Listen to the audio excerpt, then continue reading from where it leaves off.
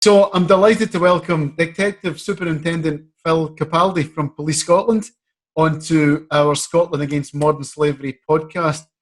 Phil has been working with myself and understanding some of the policing aspects of human trafficking and modern slavery in Scotland. He's at the forefront, really is at the forefront of the problem that we have in Scotland.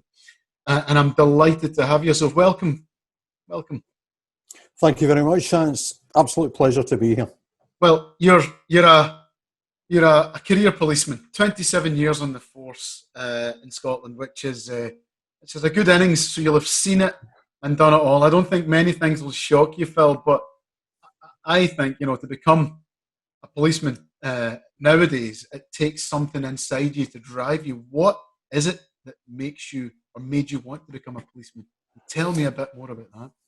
I think it's probably the same as it has been from the day I joined, Shan. I think 27 years down the line, it's about that commitment to public service. It's about making a difference and trying to make it better for people. It's about ensuring that where there is no justice, we bring justice to a situation and we bring offenders to justice. So that hasn't ever really been lost on me. And I think the day it is lost on me, then I should maybe stop what I'm doing.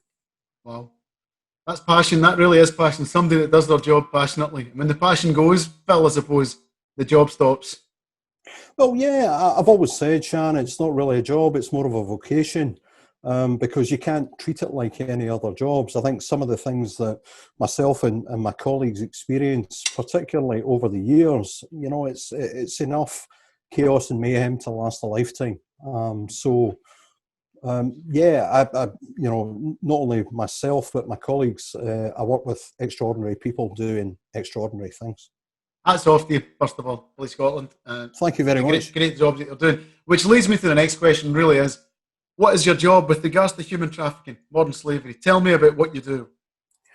Okay, I'm the person responsible for the human trafficking unit for Police Scotland. So I have what we term strategic oversight of all aspects of human trafficking. That includes all the investigations that are ongoing, the Police Scotland policy and strategy in respect of human trafficking.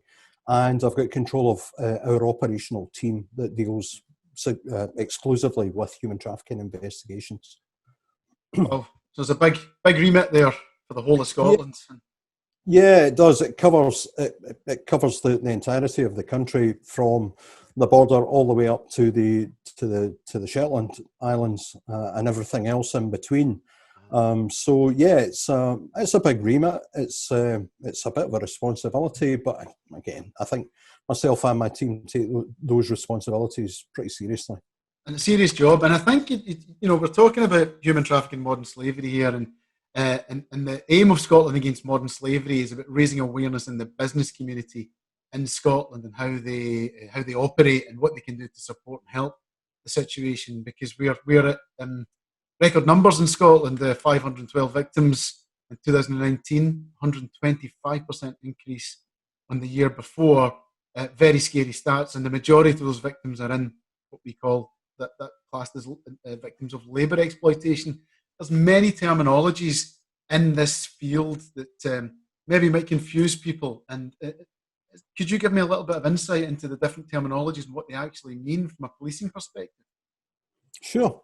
I'll start with labour exploitation because that's the one you've just talked about. I mean, ultimately, people moved or transported from one area to the other for the purposes of being exploited through labour. So that might very well be, poor wages, poor working conditions, not adhering to the general standards that we would expect to see for people employed in that particular sector. So it's relatively self-explanatory. Obviously, we have other types of exploitation. Principally, what we see in Scotland is sexual exploitation, human trafficking for the purposes of sexual exploitation, whereby women, most often women, and I use women unequivocally because that's what we're seeing, are brought to Scotland from either somewhere else in the UK or from another country for the purposes of sexual exploitation. So they're brought here potentially under false pretenses, potentially under the guise of a better life and better opportunities, and thereafter, in effect, put to work in prostitution. Right. Okay. So sad but true, and I suppose for the people listening or watching, real life explanations from somebody who's at the front line of what's going on out here in our country. Something that's, I suppose, it's the more I've got involved in this movement and working alongside the Scottish Government and many of the NGOs, that I've got a lot of insight into it. But one of the things that still shocks me is that when I'm speaking to individuals in organisations, they just don't believe it exists where they live. They think it's initially, actually, a few years ago, oh, it's in Birmingham, maybe London, it doesn't happen up here. And actually now it's probably, oh, it's just the big cities, it's in Glasgow and Edinburgh, or it's just focusing on maybe the Romanian community or the Polish community, something like that. And I've said, well, no, it's not true. It's not just Glasgow and Edinburgh. And would you agree with that, or what's your thoughts on the geography of what happens? I wish I could say that they were wrong. It doesn't happen here. It most certainly does. And that's the sad reality. It happens in every community, in every council area, right across Scotland. And we have evidence to show that, whether it's labour exploitation or sexual exploitation. It's human trafficking, modern slavery, unfortunately, is alive and well in 21st century Scotland. Absolutely. Again, this is one of those points that make you stop and think, because you mentioned there, every local authority in Scotland, there's 32 of them, and they've had victims rescued in every local authority, and there's no getting away from that. So it's happening in our areas, in our streets, potentially, in our cities, in our towns. And it's not just, I suppose as well, another thing I would always be kind of aware of is that the discussions in the past that I've been involved in focused in certain business sectors, nail bars and car washes. But as I got more knowledgeable and did more investigation, reading, getting more involved in what's happening in Scotland, it's not just those industries, is it? Well, it's, can you give us an example of where and how it's happening? And yeah, absolutely. I mean, we've picked up a couple of inquiries very, very recently from rural locations in Scotland, without going into the detail of where that might be. But a couple of inquiries recently in relation to labour exploitation in rural parts of Scotland, where people who are foreign nationals have been treated particularly badly. And those inquiries are progressing right now. And, we've seen that on a number of occasions, particularly during the lockdown period, where, a big concern was that those traditional businesses that you talked about had been closed, and there would be a diversification of interest into other business areas, predominantly because it was a rising business area at the time around food production, food distribution, so deliveries and or agriculture, fishing, areas like that. So, during that lockdown period, again, for us and for my team, the wheels didn't stop turning. We were looking at opportunities to try and make that connection and to try and infiltrate before the organised crime groups could, to where in the supply chain we could make a real difference, I suppose. So we looked at specifically the agricultural sector and the fishing sector, and we launched Operation Perceptive. It ran in over the pandemic period, and we were visiting businesses across Scotland, talking to business owners, managers about their supply chain and how they would hire new labour, because that was where we kind of envisaged and where we thought that the organised crime groups could step in at the point where that labour hiring was subcontracted almost and was dealt with by a third party, and that was our biggest concern.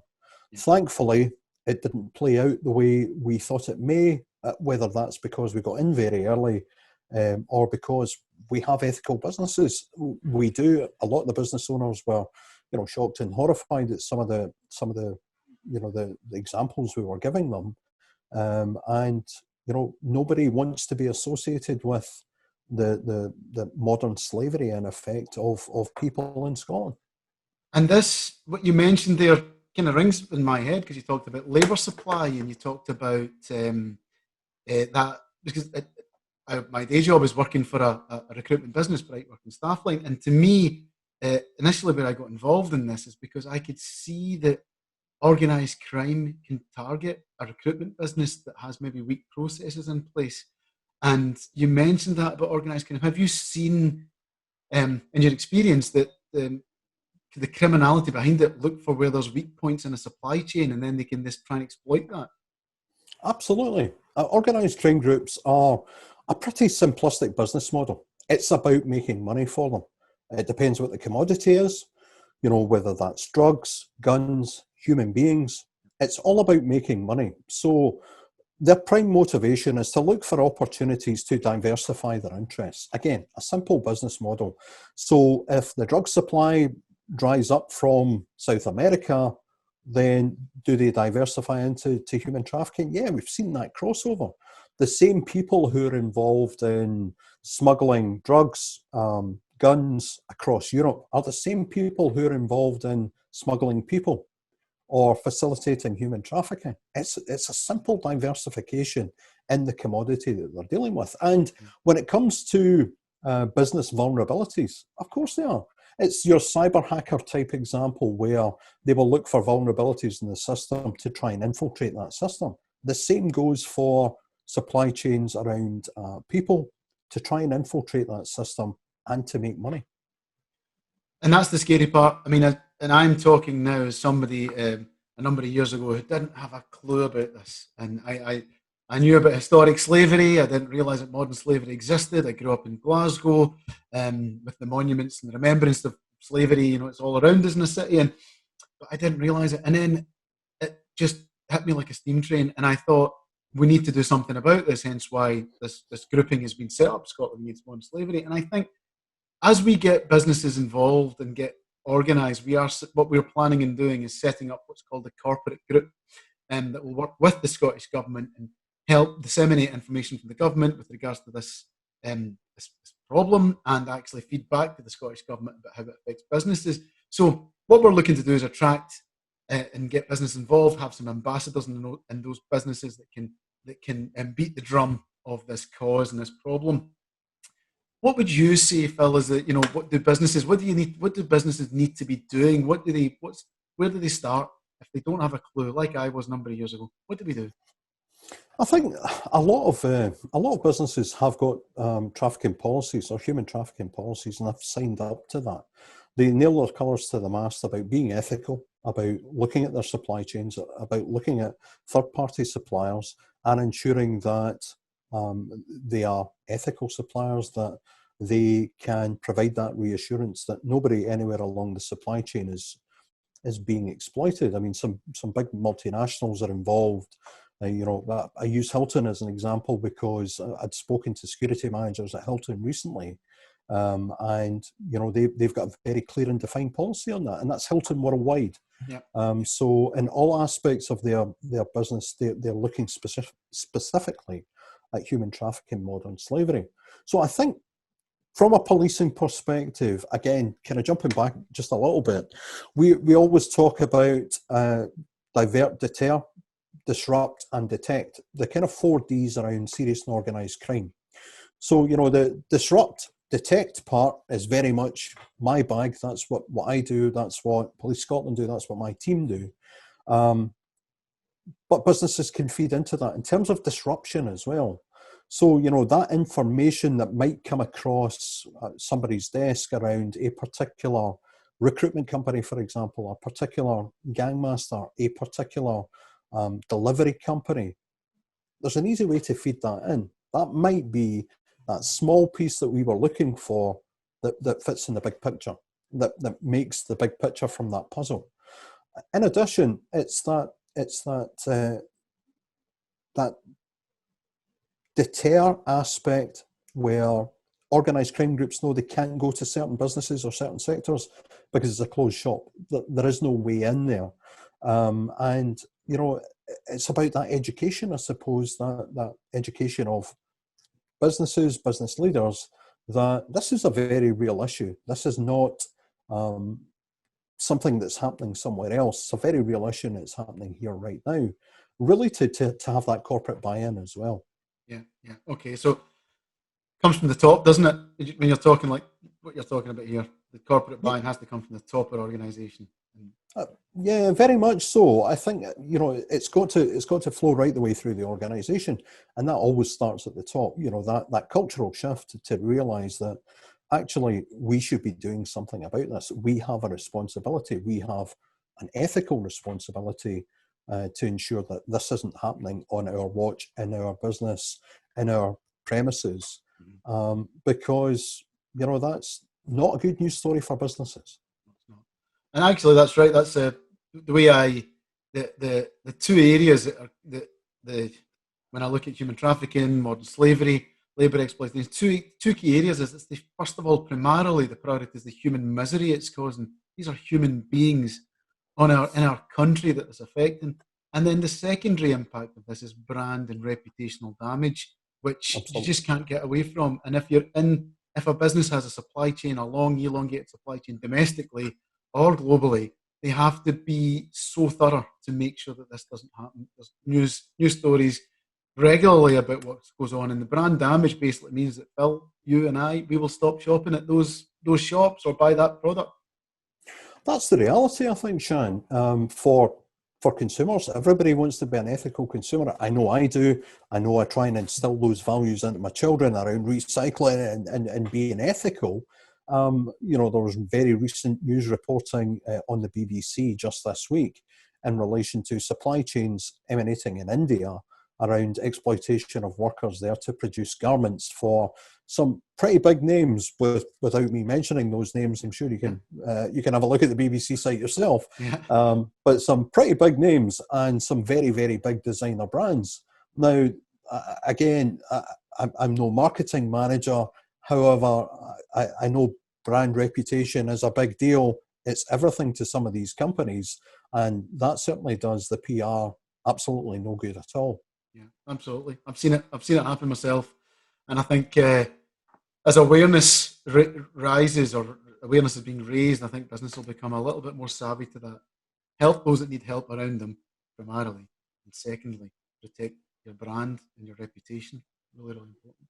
And I've been involved quite heavily in the spotting the signs of labour exploitation and through our business, the business that I work for, and we're very, very clear on that, and we are very clued up on what those signs are, and all of our staff are trained on that.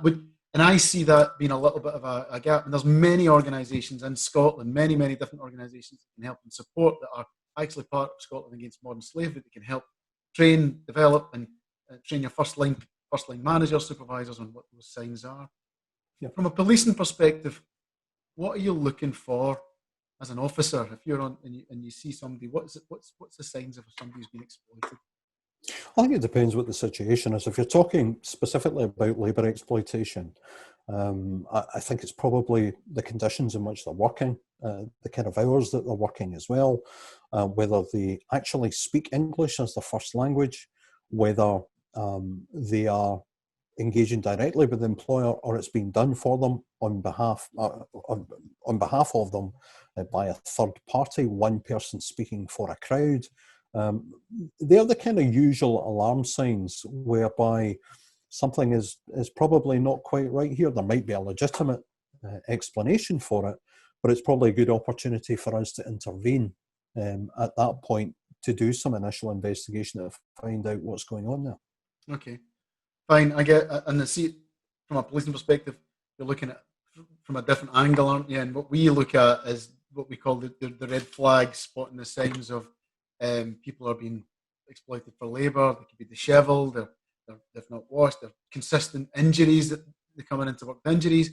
They're being dropped off and picked up by the same person in a car, but that person in the car doesn't actually work in the factory on the site. Rumours, chit chat, maybe they don't integrate with people of their own nationality as well on that site. There's a whole ream. And one of the important things for us as well is that we look at control of information, financial information, if sharing bank accounts, sharing phone numbers. somebody not holding their own passport, somebody's doing a talking for them, which can be quite common if there's translation involved. It's looking at all these signs and building that picture. Now, people want to do something. I think, they'll watch this, they've read the stories, and people will. I find that as an individual, had to do something. You're living and breathing it, Phil. That's your job, which is great.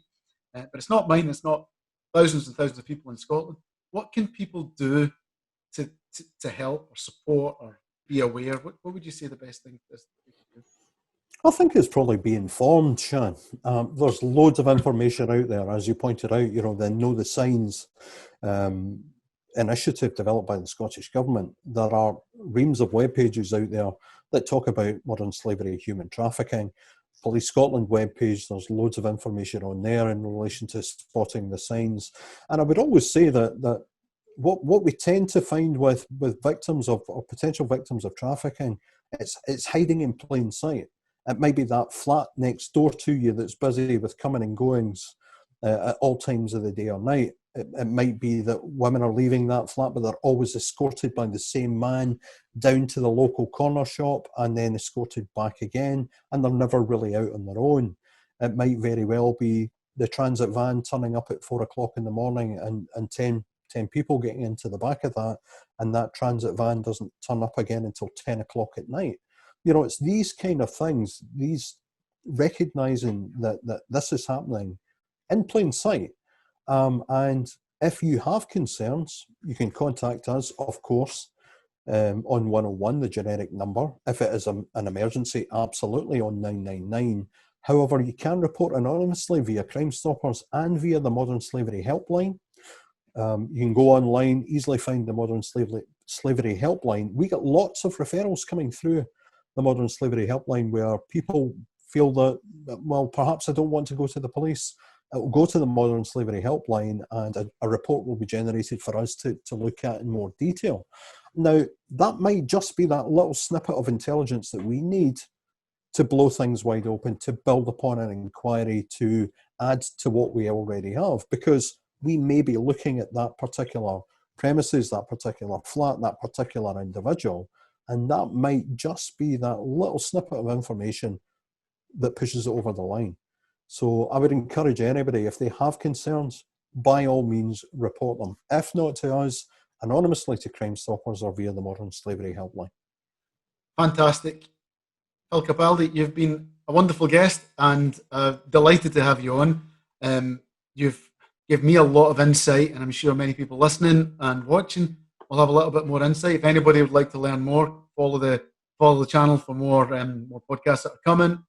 Again, Phil has talked about the websites that are out there, the National Slavery Helpline website as well. It's full of information that people can pick up on this matter. Okay, Fil Capaldi, thank you so much for your time. Thank you so much. Thank you very much. Thanks, Shan. It's been a pleasure. Thanks, Cheers. Bye-bye.